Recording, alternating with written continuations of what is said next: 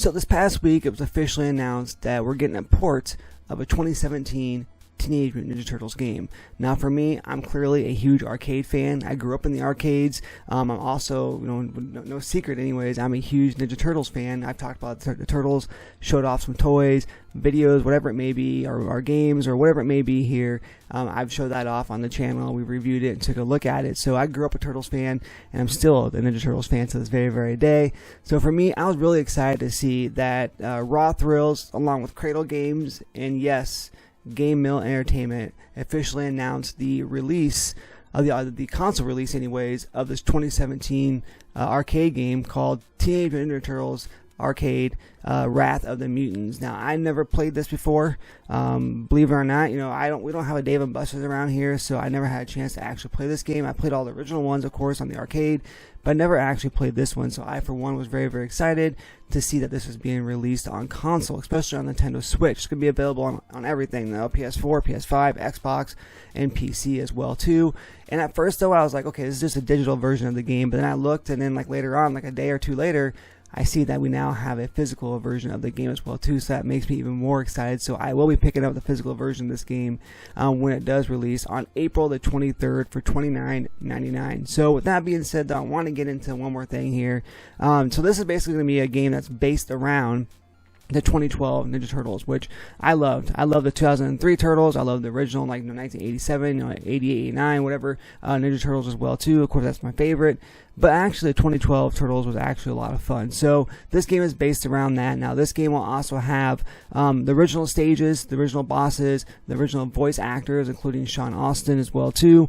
So that's really cool to see. And Seth Green is in there as well. So that's great to see that they brought back, some of the original cast members, of course, to this game. But that being said, though, like I mentioned, this will have the original stages, original levels, and bosses, but also include some extra bonus material as well too, including I believe it's 3 extra stages and 6 extra bosses as well too. Now, the one bummer about this game is, yes, it is 4-player co-op, but unfortunately it's not 4-player online co-op. So I get it.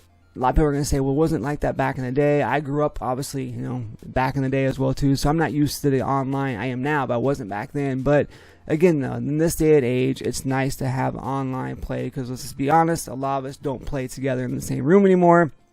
We play, we have other things going on, and we play outside of that. So we definitely are spending a lot of time online. So it'd be nice to have this. It would definitely add some more, excitement to the game and some replayability as well too. Just like how, like the Ninja Turtles, Shredder's Revenge and such, was we could play that online. So with that being said, though, what I want to talk about really quick here, though, is a lot of people are seeing the Gamemill Entertainment logo and they're freaking out. Well, we don't have to freak out too much, guys, because I have a lot of Gamemill games. So here's 3 that come out the top of my head. We got, of course, the Kart Racer series, Kart Racers 1, 2, 3, and then, of course, Nickelodeon's All-Star Brawl. So here's just a few of the games they made, but they made a ton. They've published a ton of games, and they've also developed a bunch of games as well too. I actually played on my stream, and I talked about it. G.I. Joe, I believe it was Operation Blackout, I think it was called, which I had a fun time with. It wasn't the best looking game, especially on the Switch.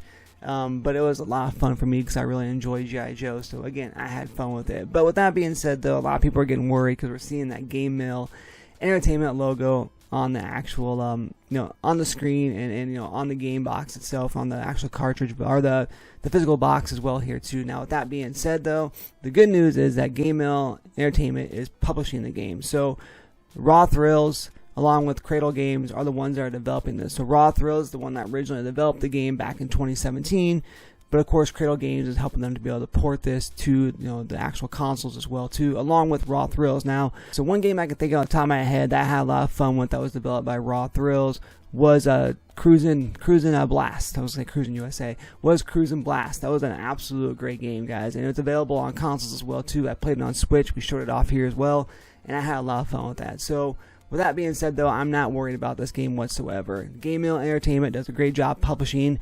If it was developed by Gamemill or ported over by Gamemill, I'd probably be a little bit more worried because, again, I played some of their games. They're not horrible, but they're definitely not the best. But with that being said, though, I'm not too worried about this one because, like I mentioned, it is being developed by Rothrills, which is the original developer of the game, and I think Cradle Games is helping with that port as well here too, from getting it to arcade, to home consoles. So I just want to let you guys know that. Keep that in mind. I know a lot of people out there, a lot of other YouTubers. There's a lot of people in general on Reddit. I saw on Reddit and in YouTube comments and Twitter, everywhere. People are just going, I see Gamemill Entertainment's logo, and no thanks. Just like back in the day when the wrestling games or any game would see that LJN logo and they'd freak out. They're like, nope, I'm not playing it because LJN sucked as a developer. Well, in this case, in general here, though, Gamemill is not developing it, and they don't do an awful job. But again, though, it makes me happier to see that Rothrills is taking this into hand along with Cradle Games, instead of letting Gamemill do it, and they're just publishing the game as well too. So again, I want to come on here and let you guys know that definitely keep up the high hopes for this game. I'm sure it's going to be fine. I'm excited for it. Like I said, Ninja Turtles fan, arcade fan. I absolutely love these style games. The only bummer is I wish it was online, but that's okay though. It is what it is. Maybe they'll add it later on. I doubt it, but again, we got high hopes, that's for sure. So again, Ninja Turtles, TMNT Ninja Turtles Arcade, Wrath of the Mutants is available on April the 23rd for $29.99, and it's available both digitally and physically on pretty much all consoles. We'll be picking up the Switch version here to play. We'll be reviewing that, unboxing it, and taking a look at it as well here too, guys. I'm excited because, like I mentioned, I love the 2012 Ninja Turtles, and I've never played this game, and I'm excited to be able to actually get my hands on it and try it out. So let me know down below what you guys think here. Are you excited to play this game?